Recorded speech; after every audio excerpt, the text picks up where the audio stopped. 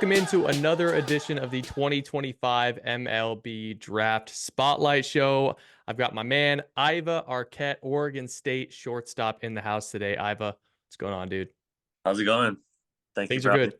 Yeah, Yeah, thank you. absolutely. Yeah. Absolutely, man. Hey, I like to kick this show off the exact same way every week. Let's kick it off this way.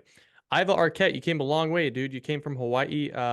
Tell the fans, the viewers, the listeners of Aiva Arquette, man, what are you all about on the field? Like, how do you like to play? And then, more importantly, off the field, man, passions, hobbies, interests. Like, what is your spare time filled with? On the field, I I'm a competitor. I just love to go out there with my team, with my boys, and just compete my butt off. I love winning, love to win, do anything to win, and I love just playing the infield. Love hitting the ball hard everywhere on the field. Love making cool plays. Also, um, off the field, I'm an island boy first. Coming from Hawaii, love to go to the beach. Um, just love the water. Love golfing on the side, and just hanging with my family, my friends. Just I love hanging with people that like to be around. I like it. I like Yeah.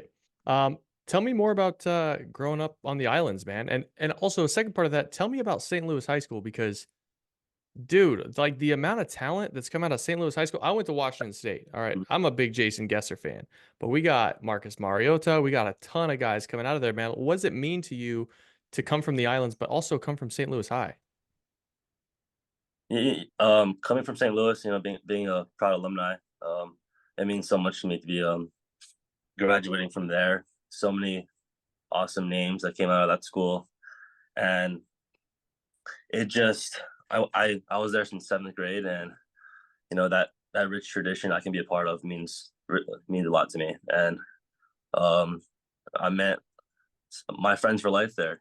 So yeah, I can't dig ask it. for much more. Yeah. I dig it. Okay, so you arrived to the States, man, college baseball. I gotta know, man, are you a bigger fan of hitting or are you a bigger fan of proving the doubters wrong on defense? Because you don't see 6'5" infielders too much and you make it look easy. No, I love hitting. It just hitting's a really big part of my game. I feel like just spraying the ball everywhere, gap to gap. But being a shortstop since 4 years old, I think there's a soft spot for being on defense. And I love saving the game. I love saving runs, and for my pitcher, that's working hard. So I mean, I think that's a hard decision for me, but I think defense is my, I think it's more special to me. Yeah, Homers or web jams? You can only have one. yeah. I let's see. I think it all depends on the situation, but I think web gems. I'll go with web gems for sure. I like Yeah. it. I like it. Hey, so I've been following you for a while, man. And last year, 2024, the 2024 spring, your game clicked into another gear. And I'm just curious what it was that clicked. Like, why did you take such a drastic step forward? You know, I think I think as everybody knows, freshman year it was a rough year, I would say, but mentally they got me way stronger for the my sophomore year. I was limited at bats freshman year, due to some injuries, but um, and I think the way I looked at it this past year was, I played 12 games my freshman year coming into the season. It was just, I think for me I was still starting out. It was kind of a second freshman season for me, and I just wanted to go out there and just compete every pitch, and I just wanted to win ball games. I think that was the main part, and just help my team win the best way I can, and having fun doing that.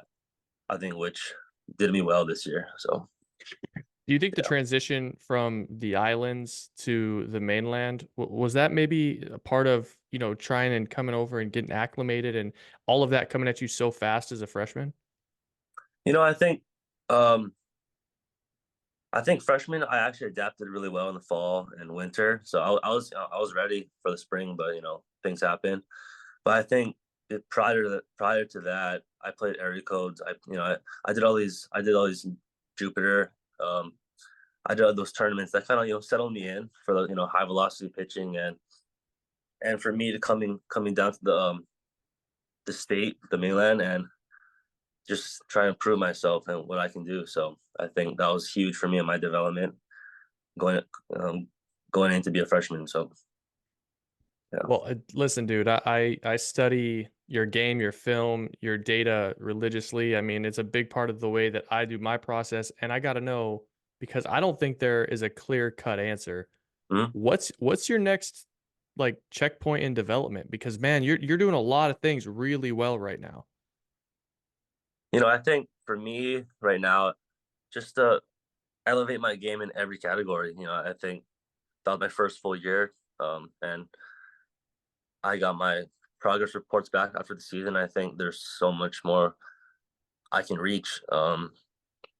Like for example, more slugging. Just a little bit more slugging, which will help me with my K's, K's striking down, and my walks bumping up. So I think that's a huge part for me this season to really develop on, because I think if I handle the zone and select pitches to hit that I can drive, I think I'll be fine. So How's I'm just, uh I'm, yeah, I'm excited. how's Mitch Canham gonna get you there? Sorry, Mitch. How, how's Mitch Canham gonna get you there? I think his whole coaching staff. That's why I came here. Things happen in Washington. First of all, these four schools I visited. Nothing bad to say, but I felt comfort in Northwest being there for 2 years already, and I just saw Mitch, Gip, Joey, and Dorm. I just felt those guys can help me propel to the next level, and I see genuineness in them, and they believe in me. I believe in them, so I think it's going to be an exciting year. How tough is that, man? I mean, you spent 2 years at the University of Washington. I know you assume you're gonna spend your entire collegiate career there. Yeah, Man, tell the listeners and the viewers what it's like going through the transfer portal process. yeah. It was things happened a lot faster than I would have expected. I think at first it was so hectic, all left and right. Um, and then eventually, when I narrowed those schools down, it I I saw those schools, and I thought I could. Every school I visited, I saw a future in them. I could see myself there, and I think that next step for me was to just trying to see myself there, and do I feel comfortable? Because like for me, I just wanted to feel the most comfortable where I'm at and thrive where I can step into campus in the fall and thrive from day one. So that was the goal for me, to be in a setup and a coaching staff where I feel I can get developed even more and just come into a culture that is already phenomenal. So yeah. I love it. Hey, so growing up on the islands, Mhm. I'm curious. You're obviously as far from the mainland as you can be. Yeah. Is there a team that you latched onto growing up, or a player that you latched onto growing up, A team. or a team or a player that you latched onto? Oh, I think so.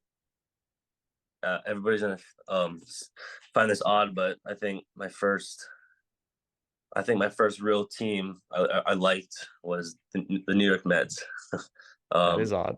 but yeah, I went to Cooperstown in 20, I think 2016, 2015, or Mhm. 2012. I'm getting so many tournaments that I've been in, but that was a fun tournament. But I went to a Yankees game, a Mets game, and I think at the Mets game, Syndergaard relieved, and it was so electric. So I think I like the Mets ever since. But I think being in Seattle for 2 years, I went to a couple of Mariners games, so that environment was pretty cool too. But players wise, I think I like to stick with the big shortstops. I think Correa, Seager. and then Dela Cruz now, and O'Neal Cruz. So I think those are great players for me to kind of idolize and watch. So yeah. I love it. I love it. Well, hey man, I'm gonna get you out of here with 3 more questions. I end Yeah. on these questions every week. All right. So Yeah. let's Do let's it. say you play for 20 more years. All right. Okay. What's the one walk-up song you'd be comfortable sticking with for 2 decades? You can't change it. Okay. One walk-up song. I think I for sure have to go reggae. That's automatic. So it's hard for one song because the the band I really love. It's my favorite band in the whole world. It's called The Green. You can't go wrong with honestly any song. I think any song of theirs will be a great walk up. But I think this past year it was called Keep On by The Green, and I mean I could use that my whole life. So yeah. I'm gonna splice some of that in right here. I'm on the road racing. Nobody knows my name. No, yeah, shout out to them. That's my best friend's uncle's band. So it's yeah, shout I out to love it. them. I love Yep. it. All right, second question. All of your teammates at the University of Washington, and now I'll give you bonus points if you want to throw out a Beaver. Who of these guys that you've hung out with and spent time with, no chance you'd let them date your sister? You know, I it's hard for me to say right now. I just got up here and I think I have to throw back to Washington a little bit. I think the person wait, you said the person that would I would let No, first. opposite. Oh Opposite. no, No no. chance. No chance to I, let him date your that, sister. that's easy. That's easy. Shout out Cam Clayton. Never, never, never. Why is it always got to be the middle infield partner? No, well, Why is it got to be the double play guy? it's because I mean, if yeah, I'm just kidding, but yeah, I think it would be him. So I would not let him date my sister for sure. All right. Last question, and this one is new this year, but Aiva Arquette, who has the worst, like if you're going out to a restaurant with one of your Mm-hmm. teammates, who's got the worst appetite? Like who's going to order the most generic, vanilla, boring food there is? Uh, let's see. Like on my team or like just in Yeah. general? No, just Okay. in general. Like at the University of Washington, at Oregon State, like who's Right. going to take the whole team out for dinner and order 40 peanut butter and jellies? Oh my god. I can if we're ordering PB and J's, I can say Cam Clayton again, but I'm not gonna say that one because it's all he eats. But oh my god, dude, I think it would be Grant Cunningham. Grant Cunningham, Great. he is the You most ship like that you ship that guy down to Texas A&M and now you blast on him, huh? no, he's the stock person, like I Yeah. don't know how to explain it, but like he's kind of ordinary. So yeah. Yep. Yep. I dig it. Well, dude, hey, listen, I'm an enormous fan of your game. I think we Thank need more 6'5" shortstops and just give them a Yeah. chance. Give them a chance to play the position. Like you're smooth, man. Your infield, outfield drills always Mhm. clean. So hey, good luck with the Beavers in 2025. I'm excited to see what you can do. Thank you so much, Joe. I appreciate you having me on. All right, be good. All right.